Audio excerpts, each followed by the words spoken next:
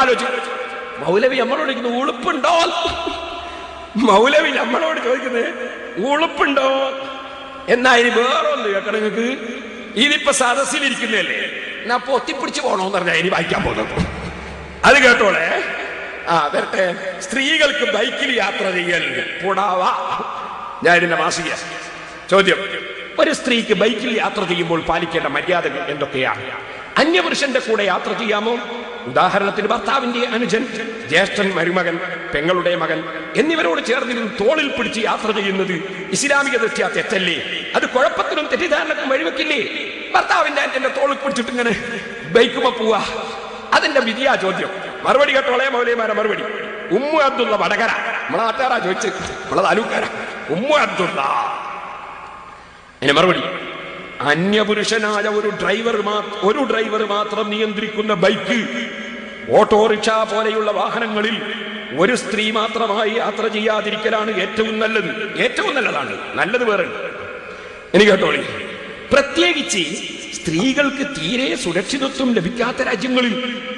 എന്നാൽ ഇസ്ലാം നിർദ്ദേശിച്ച മര്യാദകൾ പാലിച്ചുകൊണ്ട് ഒരു രാത്രിയും പകലും ദീർഘമാകാത്ത യാത്ര ചെയ്യുന്നത് നിഷിദ്ധമാണെന്ന് പറയാൻ വ്യക്തമായ തെളിവുകൾ എനിക്ക് കാണാൻ സാധിച്ചിട്ടില്ല. ഒരു 24 മണിക്കൂർ ഉണ്ടായിരുന്നു എന്ന് മാത്രമേ ഉള്ളൂ. അപ്പോഴാ റിയാക്ഷൻ ആകുക. അല്ലെങ്കിൽ എന്ത് ചെയ്യാ, ഭർത്താവിന്റെ അനുജന്റെ കൂടെ തോളിൽ പിടിച്ചിട്ട് ബൈക്കുമ്പോ പോകുന്നതിന് കുഴപ്പമുണ്ട് എന്ന് മൂപ്പര് തെളിവ് കണ്ടിട്ടില്ല. ഇനി ബാക്കി കേട്ടോളി. ഇസ്ലാം നിർദ്ദേശിച്ച വസ്ത്രധാരണ രീതി സ്വീകരിച്ചുകൊണ്ട് നിങ്ങൾക്ക് നിർഭയത്വം ഉറപ്പാണെങ്കിൽ അന്യപുരുഷന്റെ കൂടെയോ ഭർത്താവിന്റെ അനുജൻ, ജ്യേഷ്ഠൻ മുതലായവരുടെ കൂടെയോ ബൈക്കിന്റെ മുന്നിൽ ഇരുന്ന് യാത്ര ചെയ്യുന്നതിനും വിരോധം ഇല്ല. എന്നാ പിന്നെ അന്നേരം എന്താ വേണ്ടത് കേട്ടോളെ. എന്നാൽ സ്പർശനം ഒഴിവാക്കാൻ പരമാവധി ശ്രമിക്കുക. ഒഴിവായിക്കൊള്ളൊന്നുമില്ല, പരമാവധി അങ്ങ് ശ്രമിച്ചാൽ മതി സ്പർശനം ഒഴിവാക്കാൻ. നിങ്ങളൊന്ന് ആലോചിച്ചു നോക്കുക.